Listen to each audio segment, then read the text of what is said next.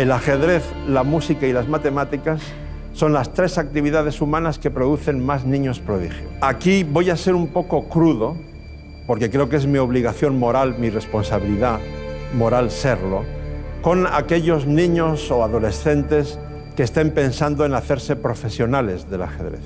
Lamento daros la mala noticia de que tenéis que empezar antes de los 10 años. Si lo que quieres es pasártelo bien o cultivar el gimnasio de la mente para retrasar tu envejecimiento cerebral, entonces cualquier edad es muy buena para aprender a jugar al ajedrez. Lo importante es que esa gente que quiere ser profesional del ajedrez piense que no tiene por qué ser profesional como jugador. Más allá del tablero, la partitura y las ecuaciones, el ajedrez, la música y las matemáticas son más que pasatiempos. Estas disciplinas despiertan la curiosidad, estimulan el pensamiento crítico y fomentan la resolución de problemas. A medida que exploramos la historia de jóvenes prodigios, queda claro que el ajedrez, la música y las matemáticas actúan como catalizadores para cultivar la genialidad. Estas disciplinas nutren la concentración, el razonamiento lógico y la capacidad de visualización, creando un caldo de cultivo para mentes excepcionales. Ahora escucharemos con atención al gran Leonzo, así que toma tu tablero y piezas de ajedrez porque comenzamos. Hola Leoncho, tengo 25 años y no sé jugar al ajedrez. ¿Todavía estoy a tiempo de aprender o más o menos cuál sería la edad idónea para aprender? Salvo que quieras ser gran maestra, la respuesta es un sí rotundo. A los 25, a los 35, a los 45 y a los 85. Es decir, no hay ningún problema para aprender ajedrez a cualquier edad. Yo lo compararía con estudiar un idioma extranjero, inglés, por ejemplo. Si tú empiezas a estudiar inglés a los 45 años, ¿vas a hablar con un acento perfecto de la BBC? No. ¿Para qué nos vamos a engañar?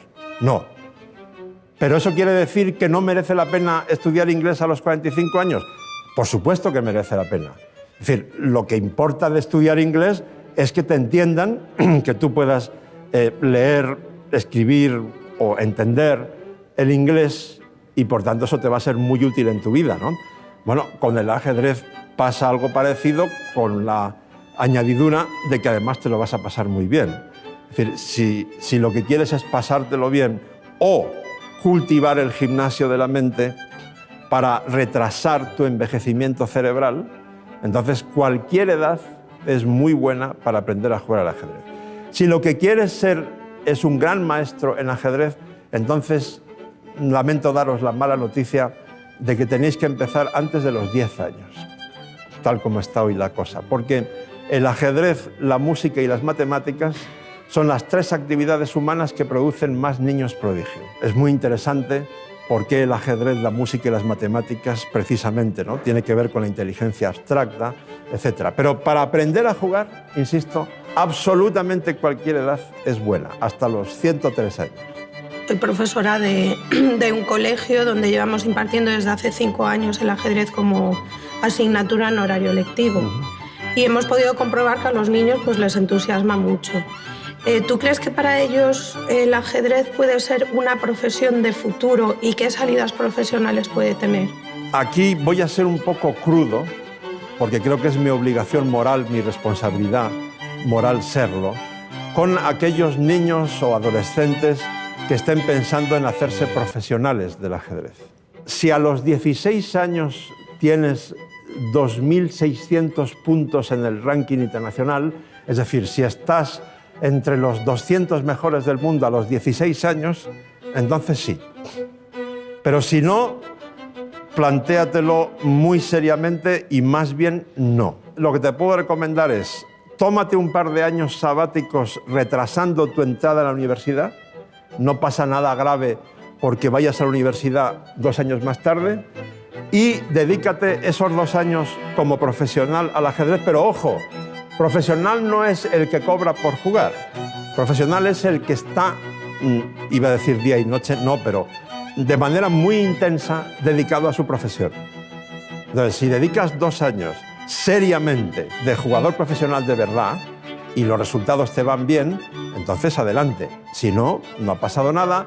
Esos 2 años habrás aprendido mucho, no solo de ajedrez, porque, insisto, viajar es la mejor escuela de vida, habrás conocido a gente muy interesante, lugares muy interesantes, entrarás a la universidad 2 años más tarde, pero no pasa nada grave. Ahora bien, afortunadamente, el ajedrez está creciendo tanto, sobre todo como herramienta educativa, que eso va a dar otras muchas salidas profesionales. Afortunadamente, en España, a partir de lo que yo llamo el milagro del 11 de febrero de 2015, si hiciéramos una encuesta entre vosotros, saldría por unanimidad, ¿no? El hecho de que todos los partidos políticos españoles, sin excepción alguna, se pongan de acuerdo en algo, ¿es un milagro o no?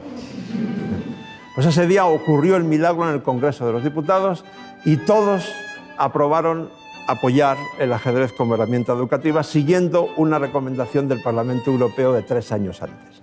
Y desde entonces ya hay 6 comunidades autónomas, Cataluña, Galicia, Canarias, Andalucía, Aragón y Navarra, que la han introducido ya en horario lectivo de forma transversal e interdisciplinar. Por tanto, esto va a crear una serie de puestos de trabajo adicionales.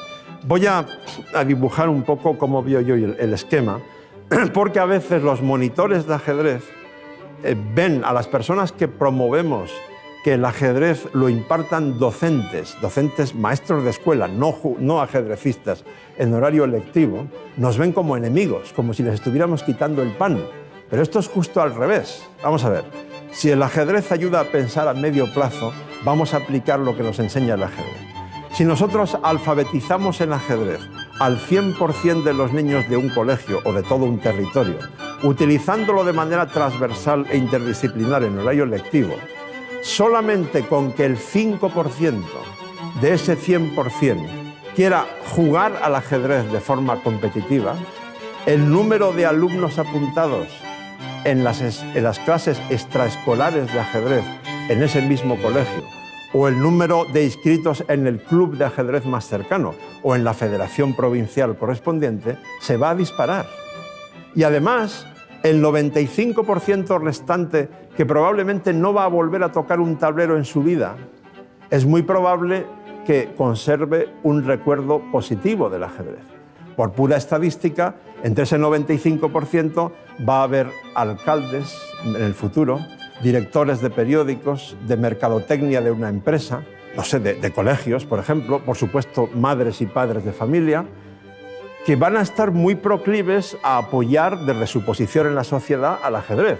Entonces será mucho menos difícil que ahora conseguir patrocinios o apoyo de la prensa o de la población en general. Y ahí van a surgir muchos puestos de trabajo. Lo importante es que esa gente que quiere ser profesional del ajedrez piense que no tiene por qué ser profesional como jugador.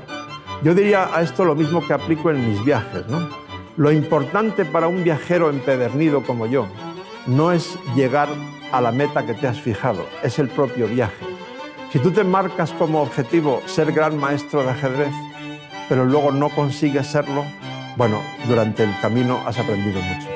Y ahora la pregunta que resuena en la mente de muchos: ¿se puede vivir del ajedrez? Si bien la ruta hacia la profesionalización en el ajedrez es desafiante, no es imposible. Algunos jugadores logran convertir su pasión en una carrera, demostrando que con dedicación, entrenamiento y oportunidades, el ajedrez puede ser una fuente de sustento. Al final del día, estas disciplinas ofrecen un universo de posibilidades. No solo impulsan al desarrollo cognitivo, sino que también inspiran el descubrimiento de talentos ocultos y la apertura de caminos inexplorados.